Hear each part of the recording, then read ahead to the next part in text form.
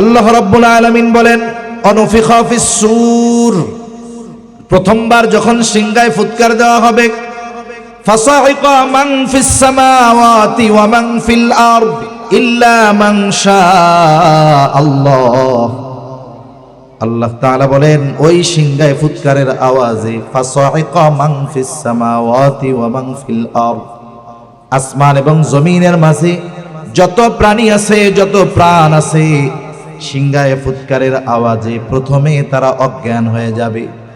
তাফসিরে মাআরিফুল কোরআন সহ সব তাফসিরের মধ্যে এসেছে ওই বিকট আওয়াজে প্রথমে সবাই অজ্ঞান হবে, এরপরে সকলের মৃত্যু ঘটে যাবে। তার মানে সর্বশেষ মানুষটাও দুনিয়ার জগৎ থেকে আলমে বরজখের বাসিন্দা হয়ে যাবে। এখন এই আলমে বরজখে আমাদের মেয়াদকাল কতদিন? সর্বোচ্চ মেয়াদকাল আল্লাহ ভালো জানে, তবে সর্বনিম্ন মেয়াদকাল কতদিন হবে?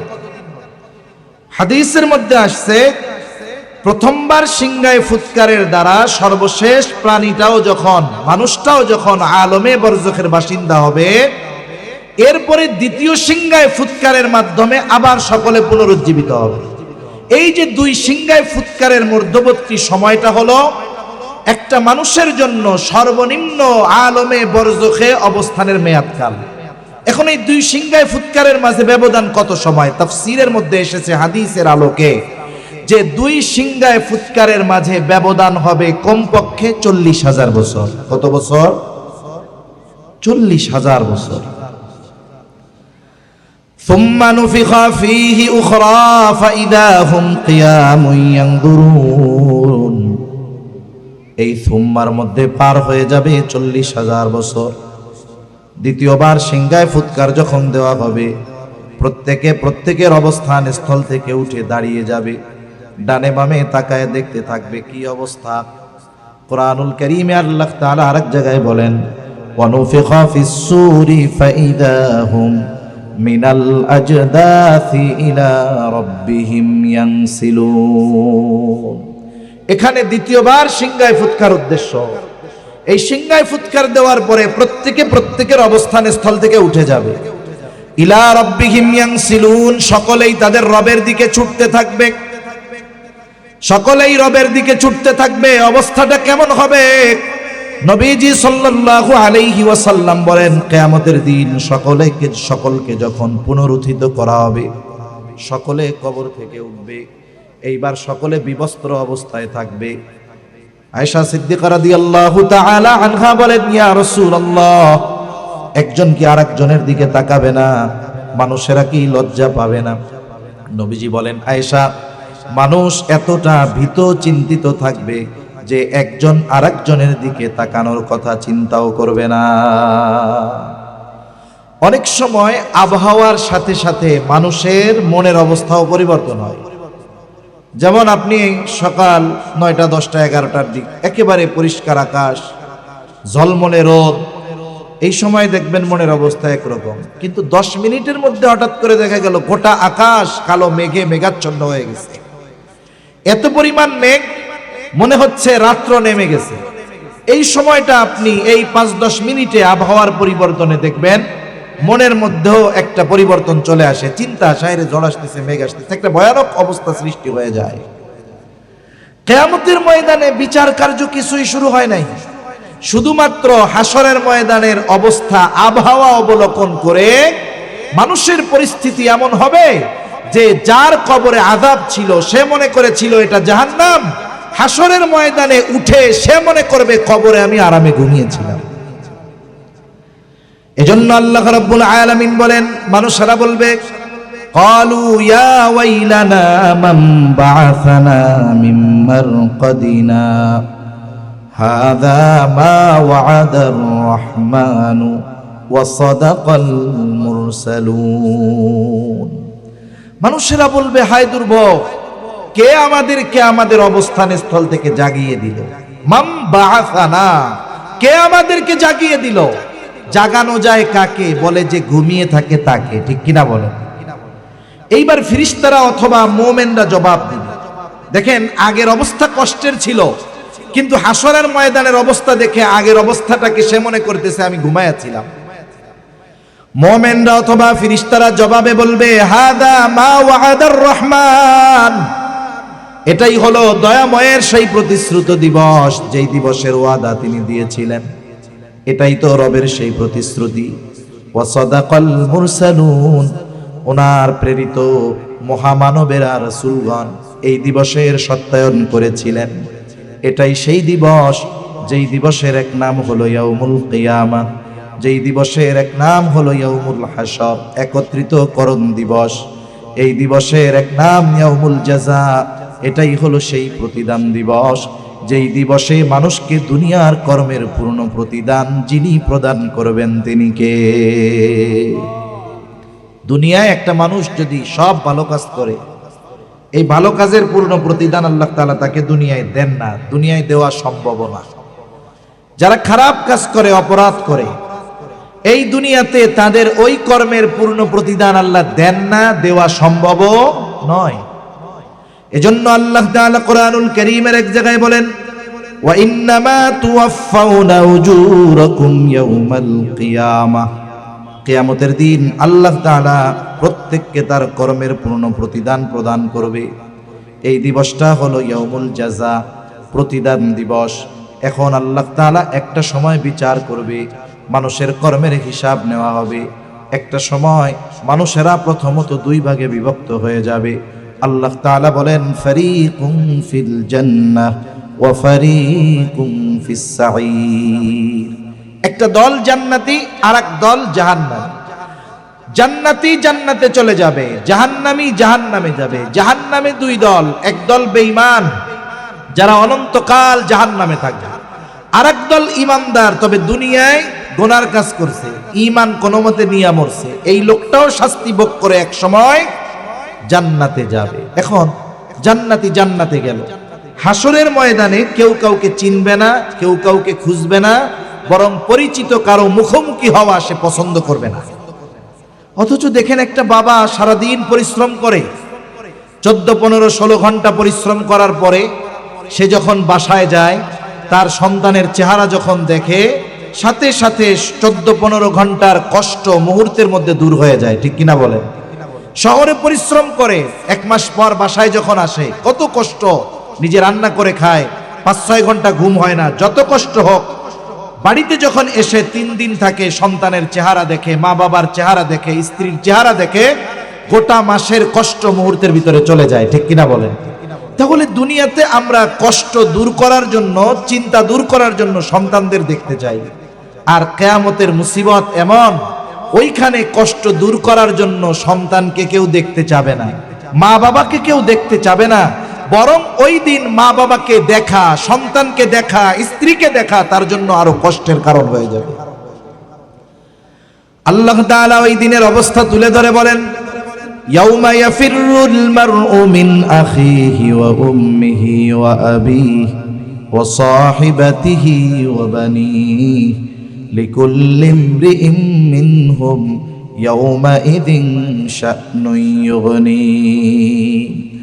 আল্লাহ তাআলা বলেন কিয়ামতের দিন ভাই ভাইয়ের থেকে পলায়ন করবে, ওয়া উম্মিহি ওয়া আবিহি, পিতা মাতার থেকে পলায়ন করবে, ওয়া সাহিবাতিহি ওয়া বানিহি, স্ত্রী সন্তানদের থেকে পলায়ন করবে।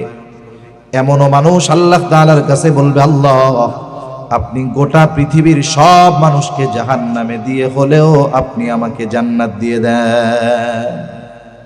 কেউ কাউকে চিনতে চাইবে না, খুঁজবে না, দেখা হোক চাবে না। কিন্তু ওই লোকটাই যখন জান্নাতে যাবে, তখন সে দুনিয়ায় যার সাথে একদিন দেখা হয়েছে তাকেও খুঁজবে যে কি ওই লোকটা জান্নাতে আছে কিনা। জান্নাতে গিয়ে সে সবাইকে খুঁজবে, কিন্তু সে সবাইকে জান্নাতে পাবে না। তাফসীরে ইবনে কাসীরের মধ্যে আসছে আল্লাহ রাব্বুল আলামিন জান্নাতি এবং জাহান্নামীদের মধ্যে দেখা এবং কথার ব্যবস্থা করে দিবেন। জান্নাতি জাহান্নামীদেরকে দেখতে পাবে, জাহান্নামী জান্নাতীদেরকে দেখতে পাবে। কেমনে দেখবে? আধুনিক বিজ্ঞানের কল্যাণে এটা আমাদের জন্য বোঝা আরো সহজ। আপনার আত্মীয় আছে সৌদি আরবে, আপনার আত্মীয় আছে আমেরিকায়, আপনি যদি এখন তার অবস্থা দেখতে চান 2-4-10 দিন লাগবে না, 2-4-10 সেকেন্ডের মধ্যে মোবাইলে দেখা যায় কি যায় না? যেই আল্লাহ মানুষের মাথায় এমন মেধা দিয়ে দিলেন, বুদ্ধি দিয়ে দিলেন, ওই আল্লাহ জান্নাতীদেরকে জান্নাতে অবস্থানরত অবস্থায় জাহান্নামীদের অবস্থা দেখাতে পারবেন কি পারবেন না? জান্নাতীদেরকে জাহান্নামীদের দেখার ব্যবস্থা করে দেওয়া হবে। স্বাভাবিক বিষয় কি? মনে করেন এই মজলিসে লোক যদি আরো বেশিও থাকতো, আমার পরিচিত লোক যিনি হইতেন, আমি তাকানোর সাথে সাথে তাকে চিনে ফেলতে পারতাম। জান্নাতি যখন জাহান্নামের দিকে তাকাবে, সেও তাকায়া তার পরিচিত মানুষকে চিনে ফেলবে। দেখবে যে কাছের মানুষ, বন্ধু বান্ধব, আত্মীয় স্বজন, একই স্কুলে পড়তো, একই বাজারে ব্যবসা করতো, সে জাহান্নামে পুড়তেছে আর সে এখন জান্নাতে আরাম করতেছে। এ দৃশ্য দেখবার পর জান্নাতি আল্লাহর দরবারে কৃতজ্ঞতার মাত্রা বাড়িয়ে দিবে। আল্লাহর কাছে বলবে, আল্লাহ আপনি যদি আমার উপরে দয়া না করতেন, হয়তো আজকে তার সাথে আমাকে জাহান্নামে থাকা লাগতো। এবার জাহান্নামীরা জান্নাতীদেরকে দেখতে পাবে। এইবার দেখে পরিচিত জন দেখবে, বন্ধু বান্ধব, আত্মীয় স্বজন জান্নাতের নাজ নেয়ামত ভোগ করতেছে। এইবার তারা আফসোস করবে, আহারে দুনিয়ার সব সময় যদি ওই মানুষগুলোর সাথে কাটাইতাম, তাদের কথাগুলো যদি শুনতাম, আরে বাড়ি তো পাশাপাশি ছিল, পাশাপাশি তো ব্যবসা করতাম, একই মসজিদেই তো নামাজ পড়তাম, একই বাজারেই তো বাজার করতাম, কিন্তু জীবনের সব সময়গুলো যদি তার মতো চলতাম, আজকে আমিও ওর সাথে জান্নাতে থাকতে পারতাম। এইবার এ কথা চিন্তা করে সে আফসোস করবে। আর আফসোস এমন এক জিনিস যেটা মানুষের কষ্ট বৃদ্ধির কারণ হয়ে দাঁড়ায়। আফসোসে কষ্ট হয় না? মানুষের কষ্ট হয় তো। মনে করেন আপনার উন্নতি, অগ্রগতি, সমৃদ্ধি, অর্থনৈতিকভাবে হোক, সম্মানের দিক দিয়ে হোক, অন্যান্য দিক দিয়ে হোক, আপনার এই উন্নতি সবার জন্য আনন্দের কারণ হবে না, কিছু আল্লাহর বান্দার মনে আগুন ধরার কারণ হবে কি হবে না? এবার দেখেন, আপনি তো তারে মারেনও নাই, কিছু করেন নাই, কিন্তু আপনার এই কষ্ট, আপনার এই উন্নতি তার কষ্টের কারণ হয়ে গেছে অলরেডি। এজন্য আফসোস এটা মানুষের কষ্ট বাড়ার কারণ হয়। কষ্টের মাত্রা ঠিক আছে, কিন্তু অনুভবটা বেড়ে যায়। জাহান্নামীদের অবস্থা এমন হবে, কষ্টের এই আফসোসের কারণে তাদের কষ্টটা বেশি অনুভব হবে। কেন? যেমনিই তো পুড়তেছি, আরে ওদের সাথে থাকলে তো আর এই শাস্তি ভোগ করা লাগতো না। শুধু দেখা নয়, কথার ব্যবস্থা করে দিবেন। আল্লাহ তাআলা বলেন, আল্লাহ রাব্বুল আলামিন বলেন, ফি জান্নাতি ইয়াতাসাআলুনা আনিল মুজরিমিন। জান্নাতীরা পরস্পরকে মুজরিমদের ব্যাপারে জিজ্ঞাসা করবে, বা জান্নাতীরা পরস্পর মুজরিমদের কাছে তাদের জাহান্নামে যাওয়ার কারণ জানতে চাইবে। জান্নাতীরা জাহান্নামীদেরকে প্রশ্ন করবে, মা সালাকাকুম ফি সাকার, কোন কারণে তোমরা জাহান্নামে আসলা? জাহান্নামী হওয়ার কারণটা কি? কেন তোমরা জাহান্নামী হইলা, সাকারের অধিবাসী হইলা? এই প্রশ্নের জবাবে জাহান্নামীরা 4টি কারণ তা উল্লেখ করবে। কয়টা কারণ? একটু জোরে বলেন না, কয়টা কারণ? প্রথম বিষয় হলো, যেই বিষয়গুলো জাহান্নামে যাওয়ার কারণ হবে, ওই বিষয়গুলো যদি আমাদের কারো মধ্যে থাকে, ওইগুলো ধরে রাখতে হবে নাকি বাদ দিয়ে দিতে হবে? বাদ দিয়ে দিতে হবে। জাহান্নামীরা তাদের জাহান্নামে যাওয়ার প্রথম কারণ বলবে, ক্বালু লাম নাকু মিনাল মুসাল্লিন। 1 নম্বর কারণ তারা বলবে, আমরা মুসল্লি ছিলাম না। মুসল্লি কাকে বলে? সপ্তাহে একদিন মসজিদে হাজিরা দিলে সে মুসল্লি নয়। আমাদের ঢাকায় অনেক মসজিদ আছে, 5 তলা, 6 তলা, 7 তলা, মহল্লার মসজিদ, রাস্তার পাশের না, কোনো বাস স্ট্যান্ডের না, মহল্লার। তার মানে যারা নামাজ পড়ে সকলে ওই মহল্লার অধিবাসী। 6 তলা 7 তলা মসজিদ ভরে যায়, আবার রাস্তায় আরো ওইরকম 2 মসজিদের লোক নামাজ পড়ে, সব মহল্লা। জুমার দিন ভরপুর, ওই জুমার দিন আসরের নামাজে দেখা যায় মসজিদের নিচের তালাই ভরে না। তার মানে বোঝা গেল কি, যে যারা সপ্তাহে একদিন নামাজ পড়তে আসে এরা প্রকৃত মুসল্লি নয়। প্রকৃত মুসল্লি হলো শত ব্যস্ততা থাকার পরেও যেই মানুষগুলো নামাজকে ছেড়ে দেয় না, নামাজ ত্যাগ করে না, এই মানুষগুলো হইল আসল মুসল্লি। আর আসল মুসল্লির হৃদয়ের সাথে মসজিদের সাথে একটা সম্পর্ক থাকে। মসজিদের সাথে আসল মুসল্লির হৃদয়ের একটা সম্পর্ক থাকে। রাসূল আকরাম সাল্লাল্লাহু আলাইহি ওয়াসাল্লাম হাদিসের মধ্যে আসছে 7 শ্রেণীর মানুষ আরশের ছায়ায় স্থান পাবে। যেই দিন কোথাও কোনো ছায়া থাকবে না আল্লাহ তাআলার আরশের ছায়া ছাড়া। এই 7 শ্রেণীর মানুষের মধ্যে এক শ্রেণীর মানুষ হলো রাজুলুন কলবুহু মুআল্লাকুন ফিল মাসাজিদ। আরেক বর্ণনায় আসছে রাজুলুন কলবুহু মুআল্লাকুম বিল মসজিদ, অর্থাৎ ওই ব্যক্তি 4 অন্তর মসজিদের সাথে সম্পৃক্ত ছিল। তার মানে সে সব সময় মসজিদের মধ্যে থাকতো, বিষয়টা এমন নয়, বরং যখনই নামাজের সময় হতো তার হৃদয়টা মসজিদের দিকে ছুটে যাইত। ফজর পড়ে বের হয়েছে, তার অন্তরে চিন্তা জোহর আমার মসজিদে গিয়ে পড়তে হবে, নামাজ পড়তে হবে। এই চিন্তাটা তাকে আরশের নিচে ছায়ার ব্যবস্থা করে দিবে। সুবহানাল্লাহ। এইগুলা খাঁটি মুসলমান। আর মানুষ যে নামাজ পড়ে না, নামাজ না পড়ার অনেক কারণ আছে।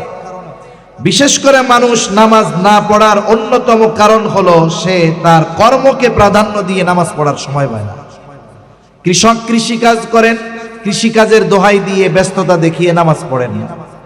বাজার বড় দোকানদার দোকানদারি করেন, দেখা যাবে মসজিদ মার্কেটে দোকান, কিন্তু বেচারার জুমার নামাজও নসিবে হয় না। এরকম লোক আছে না নাই? আছে। ব্যবসায়ী ব্যবসার দোহাই দিয়ে নামাজ পড়ে না, সিএনজিওয়ালা সিএনজি চালানোর দোহাই দিয়ে নামাজ পড়ে না, রিক্সাওয়ালা রিক্সা চালানোর দোহাই দিয়ে নামাজ পড়ে না, চাকরিজীবী চাকরির দোহাই দিয়ে নামাজ পড়ে না। এই যে মানুষ যত কর্ম করুক না কেন, সকল কর্ম সে যে উদ্দেশ্যে করে তা হলো রিজিকের জন্য করে। ঠিক কিনা বলেন? রিজক এটা ব্যাপক অর্থবোধক শব্দ, জীবন উপকরণ। ধরেন টাকা, কারণ আমাদের প্রবাদ হলো টাকায় বাঘের চোখ মিলে, ধরলাম রিজিকটা টাকা। তার মানে এই রিজক উপার্জনের জন্য, টাকা উপার্জনের জন্য সে নামাজ পড়তে পারে না। একটু বুঝে থাকলে জবাব দেন। যেই রিজিক অন্বেষণ করতে গিয়ে নামাজ পড়ার সুযোগ পায় না অথবা নামাজ পড়ে না, ওই রিজিকের মালিক যিনি, তিনি কে? রিজিকের মালিক আল্লাহ। এ ব্যাপারে আমাদের দৃঢ় বিশ্বাস আছে না? কারো কি বিশ্বাসের মধ্যে কমতি আছে নাকি? এখন বলেন, রিজিকের মালিক যিনি, রিজিক পাওয়ার পদ্ধতি যদি উনি বলে দেন, এর চাইতে ভালো পদ্ধতি আর হতে পারে? এর চেয়ে আর ভালো পদ্ধতি হইতে পারে না। আমি আপনি যদি রিজিকের মালিকের ফর্মুলা পদ্ধতি বাদ দিয়ে নিজস্ব পদ্ধতি অনুসরণ করে শুধুমাত্র কর্মের মাধ্যমে রিজিক হাসিল করার চেষ্টা করি, তাহলে কিছু হয়তো পরিশ্রমের কল্যাণে আল্লাহ তাআলা দিবেন, কিন্তু আল্লাহ তাআলা প্রকৃত বরকতময় রিজিক দিবেন। রিজিকের মালিক রিজিক পাওয়ার পদ্ধতি বলে দিয়ে বলেন, ওয়া'মুর আহলাকা বিস-সালাতি ওয়াসতাবির আলাইহা লা নাসআলুকা রিজকা নাহনু নারযুকুকা ওয়াল আকিবাতু লিত-তাকওয়া। আল্লাহ তাআলা বলেন, তুমি তোমার অধীনস্থদের নামাজের আদেশ দাও, তুমিও এর উপরে অটল অবিচল থাকো। তার মানে মুসল্লি শুধু একা হয়ও না, তুমি নিজেও মুসল্লি হও, ঘরের মানুষগুলারেও মুসল্লি বানাও। তাইলে কি হবে? আল্লাহ তাআলা বলেন, বান্দা লা নাসআলুকা রিজকা, আমি তোমার কাছে রিজিক চাই না, কিন্তু তুমি মুসল্লি, তোমার ঘরের মানুষ মুসল্লি। আল্লাহ তাআলা বলেন, নাহনু নারযুকুকা, মুসল্লি হওয়ার কারণে আমি আল্লাহ তোমাকে বরকতময় রিজিক দিয়ে দিব। এর বাস্তবিক দৃষ্টান্ত অনেক দেওয়া যাবে। যেমন অনেক সময় অনেক প্রবাসী ভাই বিভিন্ন সময় মেসেজ করে হোয়াটসঅ্যাপে, মেসেঞ্জারে, হুজুর দোয়া করেন। কেন? এত ইনকাম করি হুজুর, টাকা পয়সা থাকে না। তা কয়েকজনকে জিজ্ঞাসা করছি এরকম যে টাকা পয়সা থাকে না, বদ অভ্যাস আছে নাকি কোনো? কারণ বিদেশে গেলে কয়েকটা বদ অভ্যাস মানুষের মধ্যে কাজ করে। একটা হলো বোতল খাওয়ার বদ অভ্যাস, একটা হলো জুয়ার বদ অভ্যাস, আর একটা হলো নারীর বদ অভ্যাস। কোন প্রবাসী যদি এই 3টা বদ অভ্যাস পরিত্যাগ করতে পারে, তাহলে মোটামুটি সে কিছু টাকা পয়সা নিয়ে আসতে পারবে। আর যদি এই বদ অভ্যাস ত্যাগ না করতে পারে, ও যত পরিশ্রম করুক ওর টাকা পয়সা টিকবে না। বলে, না হুজুর আস্তাগফিরুল্লাহ, বিড়ি সিগারেটও খাই না, নামাজ কালাম ঠিকঠাক মতো পড়েন। হুজুর এইগুলাই, এই ছাড়া আর কোনো কাজ নাই, ডিউটি করি, নামাজ কালাম 5 ওয়াক্ত ঠিক মতো পড়ি। তাও কয়েকজনকে জিজ্ঞাসা করছি, আপনি তো পড়েন, আপনার বাড়ির অবস্থা কি? বলে, হুজুর দুঃখের বিষয়, আর কি কমু, খুব পছন্দ করে মা বাপ বিয়া দিছিল, শুনছিলাম তো একেবারে রাবেয়া বসরিন, কিন্তু বিয়া করে আনার পরে দেখি এটা তসলিমা নাসরিনের সাইজ। বিবাহের আগে কি ছিল? রাবেয়া বসরি ছিল, মানে নামাজ কালাম কিছুই ছাড়ে না, তাহাজ্জুদ গুজারি। বিবাহের পরে দেখি এটা নামাজ কালাম ধরেই না। বাচ্চা কাচ্চা হইছে, ছেলে মেয়ে কথা শুনে না, নামাজ কালাম তো বহুদূর, হুজুর যা পাঠাই সব শেষ হয়ে যায়। আমি বললাম আপনি তো ছিদ্র কলসে পানি ঢালতেছেন, কিয়ামত পর্যন্ত হায়াত পাইয়া ঢালতে থাকবেন, কিন্তু বরকত হবে না। কিন্তু এখন বাস্তবিক উপমা, একজন আলেমের দিকে তাকান, একটা মাদ্রাসার শিক্ষকের দিকে তাকান, মসজিদের ইমাম সাহেবের দিকে তাকান, কয় টাকা বেতন দেওয়া হয়? এই বাজারে তাকে যে বেতন দেওয়া হয় বাস্তবিক অর্থে এটা দিয়ে অনেক পরিবারের 1-2 দিনও চলবে না, ঠিক কিনা বলেন? আবার এই বাহানা সামনে নিয়ে হুজুরদের বেতন কম দেওয়ার ধান্দা করা যাবে না। একজন হুজুরের কাছে এসে দোয়া চাই, হুজুর মাসে 1 লাখ টাকা বেতন পাই, 4 জন মানুষ, চলে না, মাস শেষে ঋণ করা লাগে। হুজুর চিন্তা করছে এখন একটু বেতনটা বাড়ানোর সুযোগের কথা পাইছি। এবার বলে আমার বেতনটা তো 10,000, আমার কেমনে চলবো, বেতনটা একটু 12,000, 14-15 করেন। না হুজুর, আপনাদের টাকায় বরকত আছে হুজুর। এইটা হলো শয়তানি মার্কা কথা। এটা কি মার্কা কথা? না দেওয়ার ধান্দার। এরপরেও তাদেরকে সর্বোচ্চ যতটুকু দেওয়া হয়, এই বাজারে ভালো খাওয়া পরা এটা আসলেও পসিবল না, সম্ভব না, ঠিক কিনা বলেন? কিন্তু এরপরেও আল্লাহ তাআলা চালিয়ে নেন। কেমনে চলে? এটা আজীব এক ব্যাপার। বলেন তো কোন ইমামের ঘরে স্ত্রী আছে নাকি যেই স্ত্রী বা তার স্ত্রী নামাজ পড়ে না? আছে এরকম? কোন ইমামের বউ আছে যেটা নামাজ পড়ে না? বোঝেন নাই কথা? আছে এরকম কারো ঘরে? এরকম জবাব দেন না কেন? নাকি এ ওয়াজ চলে না? কথা বুঝতে পারেন নাই? আপনারা তো সে কোন এলাকার লোকের মতো হয়েছেন কমু, খালি মাথা জাগেন কেন? জবাব দেন না মুখ দিয়া। কোন ইমাম সাহেবের স্ত্রী আছে এই দুনিয়ায় যেই ইমামের স্ত্রী নামাজ পড়ে না? আছে?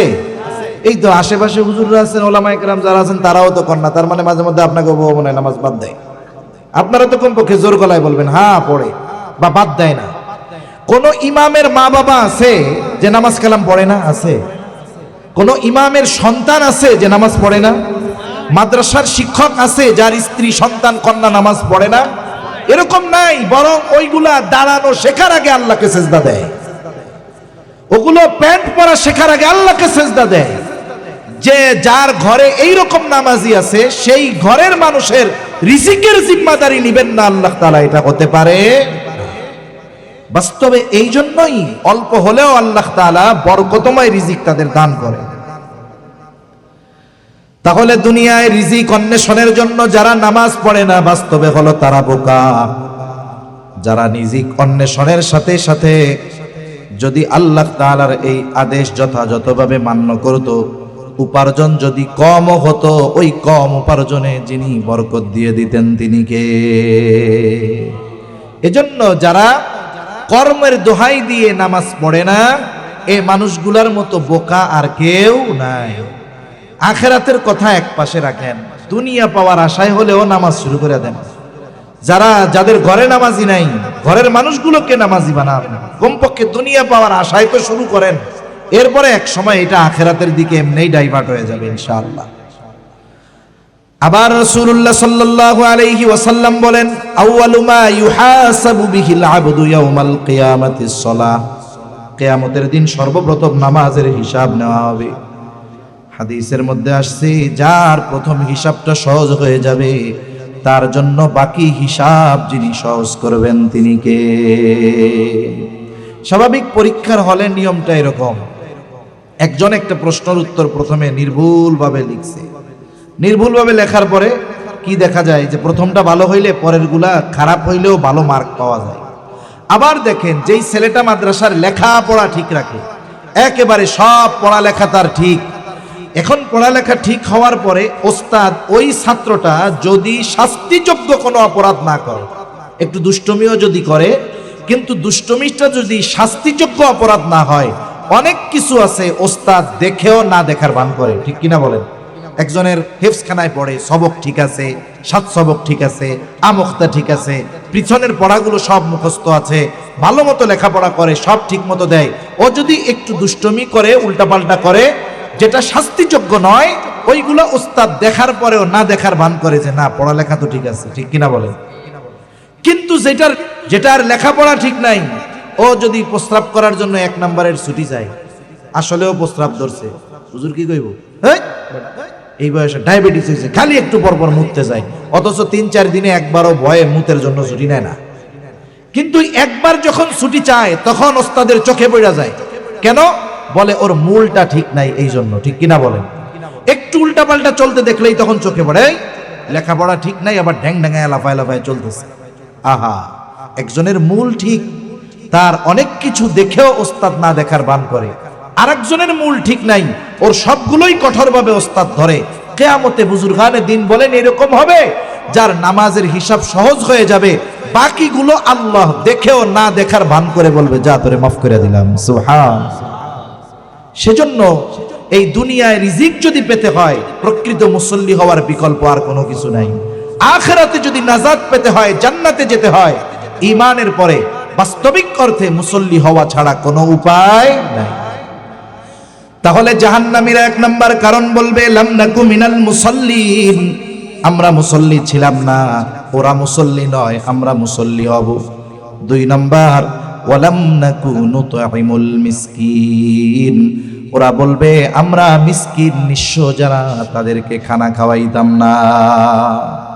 খানা খাওয়ানো এটা ফজিলতের কাজ।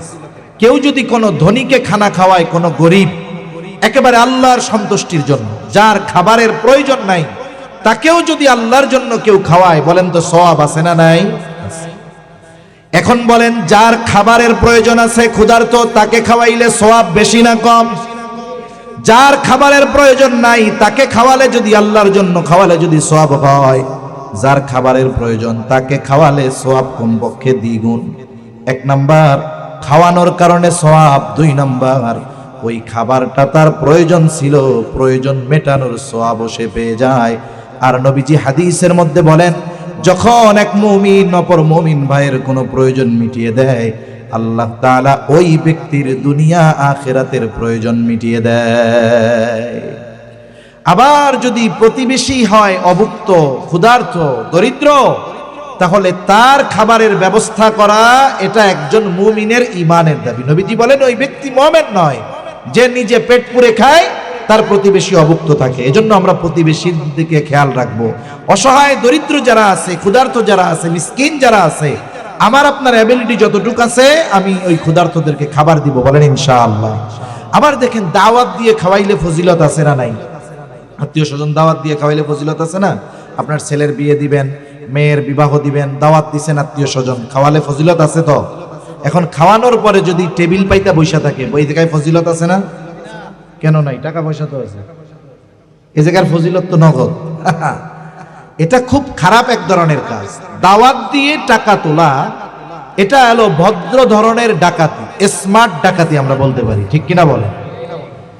একটা মানুষ যদি কাউকে খানা খাওয়ায় প্রতিদানের আশায়, কাজ হবে না। অনেক মানুষ আছে সুদের উপরে টাকা নিয়ে এই ধরনের আয়োজন করে, চিন্তা করে 2 লাখ ব্যয় করলাম, যে কয়জনের দাওয়াত দিছি, টাকা যা উসুল হবে তাতে আরো 1 লাখ ব্যবসা হবে। আমরা খানা খাওয়াবো কার জন্য? আত্মীয় স্বজনকে দাওয়াত দিছেন, দাওয়াতের সাথে সাথে বলবেন কোনো উপহার সামগ্রী ওই দিন আনবেন না। আপনার যদি অন্য সময় দিতে মন চায় দিবেন, ওই দিন কোনো উপহার সামগ্রী আনবেন না, কারণ আপনাদের খাওয়াচ্ছি কার জন্য? আল্লাহ তাআলা বলেন, ইন্নামা নুতঈমুকুম লিওয়াজহিল্লাহি লা নুরিদু মিনকুম জাযাআও ওয়ালা শুকুরা। সাহাবায়ে কেরামের এই গুণ আমাদের মধ্যে আসা দরকার। আমরা মানুষকে খানা খাওয়াবো, বলবো তোমাদের খানা খাওয়াচ্ছি আল্লাহর জন্য, যেহেতু আল্লাহর জন্য খানা খাওয়াচ্ছি, লা নুরিদু মিনকুম জাযাআ, তোমাদের কাছে কোনো বিনিময় প্রতিদান আমরা চাই না, ওয়ালা শুকুরা, খানা খেয়ে তোমরা আমাদেরকে ধন্যবাদ দিবা এটারও কোনো প্রয়োজন নাই, কারণ খানা তোমাদের খাওয়াইছি আল্লাহর জন্য, প্রতিদান যিনি দিবেন তিনি কে। সেজন্য স্বাভাবিকভাবে খানা খাওয়ানো ফজিলত। প্রয়োজন যার আছে তাকে খাওয়ানো আরো বেশি ফজিলতের কাজ। জাহান্নামীরা বলবে আমরা মিসকিনদেরকে খানা খাওয়াইতাম না, আর আমরা মিসকিন অসহায়দের খানা খাওয়াবো ইনশাআল্লাহ। বলেন, একজন আসছে, সে যদি খানা চায়, আপনি 5 টাকার একটা রুটি কিনে দিলেন, আপনার কাছে টাকা নাই, আমার কাছে নাই, আর একজনে বললাম যে ভাই 5টা টাকা দাও, একটা রুটি কিনা দাও, তাহলে সে খাওয়াইয়া ফজিলত পাইল, আর আমি তাকে সুপারিশ করার মাধ্যমে সমপরিমাণ সওয়াবের মালিক হয়ে গেলাম। 3 নাম্বার কারণ, জাহান্নামীরা বলবে ওয়া কুন্না নাখুদু মাল খাইদিন, অনর্থক অহেতুক মজলিস, যেখানে উল্টা পাল্টা অহেতুক কথাবার্তা হতো, ওই ধরনের মজলিসে আমরা বসে থাকতাম। কোন মুফাসসির বলেন এমন মজলিস যেখানে ইসলামের বিরুদ্ধে বলা হয়, যেখানে গুনাহ হয়, ওই ধরনের মজলিসে আমরা আমাদের সময় অতিবাহিত করতাম। আপনাদের এলাকায় চায়ের দোকান আছে না? চার দোকানে আড্ডা আছে না? একটা মানুষ যদি অনেক ভালো চা বানায়, অধিকাংশ ক্ষেত্রে তার দোকানে যদি একটা টিভি না থাকে, তার ব্যবসায় লালবাতি, কেউ গিয়ে বসে না ওইখানে। আর চার দোকানে আমাদের যুবক ভাইরা গিয়ে বসে না, সব বসে দাড়ি পাকা চামড়া ঘোষানো মানুষগুলা। ওইখানে গিয়ে একবারে তীক্ষ্ণ নজরে গোটা হায়াতের টেলিভিশন দেখার কাজা চায়ের দোকানে গিয়ে তারা আদায় করে। কত ব্যস্ত, দীর্ঘ সময় টেলিভিশন দেখে আদায় করতেছে কাজা, চা খায়, দেখে, নামাজের জায়গা মসজিদ পাশে যায় না।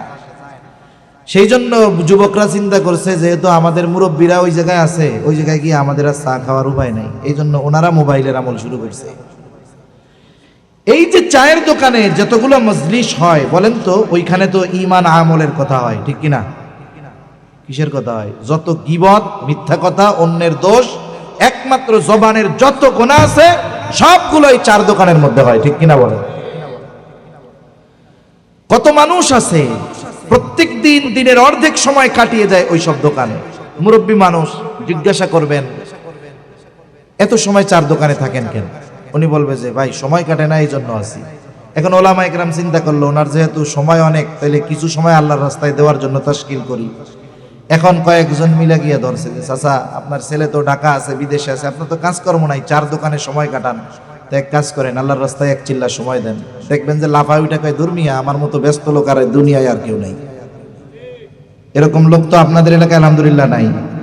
একটু চিন্তা করেন তো, আল্লাহর দেওয়া যত নেয়ামত এই পৃথিবীতে আছে, দামি দামি নেয়ামত গুলোর মধ্যে সবচাইতে দামি নেয়ামত হায়াত। ঈমান তো আছে, এরপরে সবচেয়ে দামি নেয়ামত কি? হায়াত, মানে সময়, মানে টাইম। হায়াতের কদর কত? বাস্তবতা হলো হায়াত থাকতে হায়াতের কদর বোঝা যায় না। মুরব্বীরা অনেক সময় বলে দাঁত থাকতে দাঁতের মর্ম বোঝা যায় না। হায়াতের মূল্য বুঝতে পারে সে, যার চোখ দুটো বন্ধ হয়ে যায় সে। মানুষ হায়াত ফুরিয়ে যাওয়ার পর, ইন্তেকাল করার পর, মারা যাওয়ার পর, আল্লাহর কসম, সন্তান, স্ত্রী, মা বাবা, ধন দৌলত কোনো কিছুর জন্য আফসোস করে না, শুধুমাত্র হায়াতের জন্য আফসোস করে। ওই মানুষগুলো মরার পরে আল্লাহর কাছে দরখাস্ত করে, কিন্তু আমরা শুনতে পারি না। আল্লাহ শুনে, কি বলে? বলে ফায়াকুলা রব্বি লাউলা আখরতানি ইলা আজালিন করিব ফাআসাদদাক ওয়া আকুন মিনাস সালিহিন।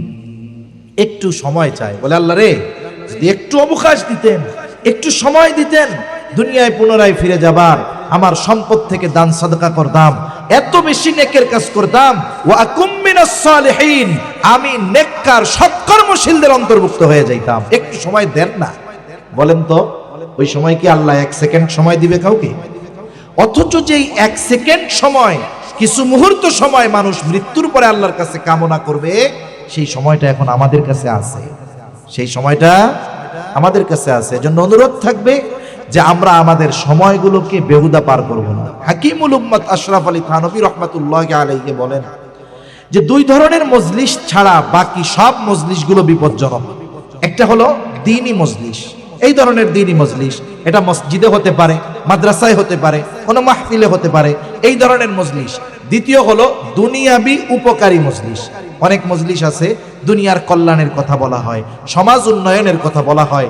এই ধরনের মজলিস ছাড়া বাকি যত মজলিস আছে, সব মজলিসগুলা মানুষের জন্য বিপদের কারণ হয়ে দাঁড়াতে পারে। এজন্য তারা বলবে ওই অনর্থক মজলিসে যারা লিপ্ত থাকতো, কথাবার্তায় লিপ্ত থাকতো, তাদের সাথে আমরা থাকতাম। 4 নম্বর কারণ বলবে ওয়া কুন্না নুকাদ্দিবু বিয়াউমিদ্দিন, আমরা কিয়ামতের দিবসকে অস্বীকার করতাম। আগের 3টা যদি কোনো ইমানদারের মধ্যে ত্রুটি থাকে তাহলে সে ক্ষণস্থায়ী জাহান্নামী, কিন্তু চতুর্থ দোষটা যদি কারো মধ্যে থাকে সে চিরস্থায়ী জাহান্নামী। কারণ মুফাসসিরিনে কেরাম এজন্য বলেন এখানে প্রথম উদ্দেশ্য হলো কিয়ামতকে অস্বীকার করতাম, দ্বিতীয় কথা হলো আমরা কিয়ামতের ব্যাপারে উদাসীন ছিলাম। একটা হলো অবিশ্বাস, অবিশ্বাস করলে সে বেঈমান, আর একটা হলো বিশ্বাস করে কিন্তু এই ব্যাপারটা নিয়ে তেমন চিন্তা ভাবনা নাই। আছে না এরকম মানুষ, আখিরাত নিয়ে চিন্তা নাই। কিন্তু বাস্তবতা হলো একটা মানুষ দুনিয়ায় ভালো কাজ করার পূর্ণ শক্তি তখনই অর্জন করে যখন সে আখিরাতের প্রতি দৃঢ় বিশ্বাসী হয়। এজন্য অনেক হাদিসে, অনেক আয়াতে আল্লাহ তাআলা তার বিশ্বাসের সাথে সাথে আখিরাতের বিশ্বাসকে স্পেসিফিক ভাবে উল্লেখ করেছেন, আলাদাভাবে উল্লেখ করেছেন। যেমন এক হাদিসের মধ্যে আছে মান কানা ইউমিনু বিল্লাহি ওয়াল ইয়াউমিল আখির, যে আল্লাহর প্রতি বিশ্বাস রাখে, আখিরাতের প্রতি বিশ্বাস রাখে, ফাল ইউকরিম দাইফাহু, সে যেন মেহমানের কদর করে। দেখেন এখানে আরো কিছু বিশ্বাসের কথা তো থাকার কথা, কিন্তু আল্লাহ তাআলা তার আর আখিরাতের এই দুইটা কেন উল্লেখ করছেন? কারণ আল্লাহর প্রতি বিশ্বাসের সাথে সাথে যেই ব্যক্তির আখিরাতের প্রতি সুদৃঢ় বিশ্বাস থাকে তাহলে ওই ব্যক্তির দুনিয়ার কর্মগুলো অটোমেটিক ভালো হয়ে যায়। সুবহানাল্লাহ। যেমন নবীর আনুগত্যের কথা বলতে গিয়ে আল্লাহ তাআলা কি বলেন?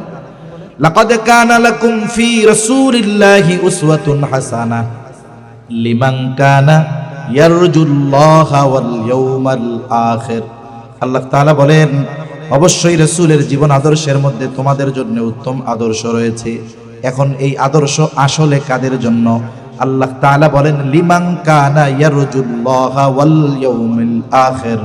আল্লাহ তাআলা বলেন যে আল্লাহর প্রতি এবং আখিরাতের ব্যাপারে আশাবাদী। এজন্য আখিরাতের প্রতি যার বিশ্বাস যত দৃঢ়, দুনিয়ার কর্ম তার তত সুন্দর। এখন ওরা বলবে আমরা আখিরাতের প্রতি উদাসীন ছিলাম, এদের ঠিকানা ক্ষণস্থায়ীভাবে, এক সময় ওরা জান্নাতে যাবে। কিন্তু যে আখিরাতকে অবিশ্বাস করে সে চিরস্থায়ীভাবে জাহান্নামে থাকবে। মুফাসসিরিনে কেরাম বলেন এখানে উদ্দেশ্য মূল কাফেরদের। এজন্যই আল্লাহ তাআলা এরপরে যে কথা বলেন তার আগে বলতেছে যে এভাবে আমাদের দুনিয়া চলছে, নামাজ পড়ি নাই, তারপরে মিসকিন অসহায়দের খাবার টাবার দেই নাই, একবারে আড্ডা দিয়া হায়াত কাটায় দিছি, কিয়ামতকে অবিশ্বাস করছি, এভাবে চলতেছে দুনিয়া। এক সময় হায়াত শেষ, কি হইছে? বলে হাত্তা আতানাল ইয়াকিন, দৃঢ় সত্যের আগমন ঘটলো। মৃত্যুকে দৃঢ় সত্য বলা হয়েছে। এক জায়গায় আল্লাহ তাআলা বলেন ওয়াবুদ রাব্বাকা হাত্তা ইয়াতিয়াকাল ইয়াকিন, দৃঢ় সত্যের আগমন পর্যন্ত আপনি আপনার রবের ইবাদত করেন। দৃঢ় সত্য এটার উদ্দেশ্য হলো মৃত্যু। তার মানে এভাবে চলছে, একটা সময় মৃত্যু চলে আসলো, আমরা ঈমান আনতে পারলাম না, নেক আমল করতে পারলাম না, এখন ঠিকানা হয়ে গেল জাহান্নাম। আর আল্লাহ তাআলা বলেন আখিরাত অবিশ্বাস করেছ, ঈমান আনো নাই, নামাজ পড়ো নাই, দান সাদাকা করো নাই, মিসকিনদের খানা দাও নাই, অনর্থক ইসলাম বিদ্বেষীদের মজলিসে বৈশা সময়টা কাটায়া দিছো, শুইনা নাও ফামা তানফাউহুম শাফাআতুশ শাফিঈন, এদের জন্য কোনো সুপারিশকারীর সুপারিশ গ্রহণ করা হবে না। এজন্য এই জাহান্নামীদের কর্মগুলো যদি আমাদের মধ্যে থাকে, এগুলো থেকে নিজেদেরকে পাক সাফ করতে হবে। আল্লাহ দয়াবান, মেহেরবান, এজন্য আগের থেকে বিষয়গুলো আমাদের জানিয়ে দিয়েছেন। তাহলে আমরা যে শুনতেছি, যে যেখান থেকে যারা আছি, দৃঢ় প্রতিজ্ঞাবদ্ধ হব, জীবনের শত ব্যস্ততায়ও নামাজ ছাড়বো না, খাঁটি মুসল্লি হব ইনশাআল্লাহ। কোন জোরে কোন ইনশাআল্লাহ। 2 নাম্বার, মিসকিন অসহায়দের খানা খাওয়াবো। যদি না থাকে সুন্দর ভাষায় তাদেরকে ফিরিয়ে দিব, কঠোর ভাষা তাদের সাথে করব না, কারণ আল্লাহ তাআলা মানা করেছেন ওয়া আম্মাস সাইলা ফালা তানহার, কেউ যদি চাইতে আসে তাকে ধমক দেওয়া যাবে না, সুন্দর ভাষায় তাকে ফিরাতে হবে। 3 নাম্বার, অনর্থক মজলিস থেকে বেঁচে থাকবো, দ্বীনি মজলিসে সময় দিব। 4 নাম্বার, আখিরাতের ব্যাপারে দৃঢ় বিশ্বাসী হব ইনশাআল্লাহ। তাহলে কি হবে? জাহান্নাম থেকে বাঁচা যাবে। এই কাজগুলো জাহান্নামীদের কাজ। আল্লাহ সুবহানাহু ওয়া তাআলা আমাদেরকে কথাগুলো বুঝবার আমল করবার তৌফিক দান করেন। সকলে বলি আমিন।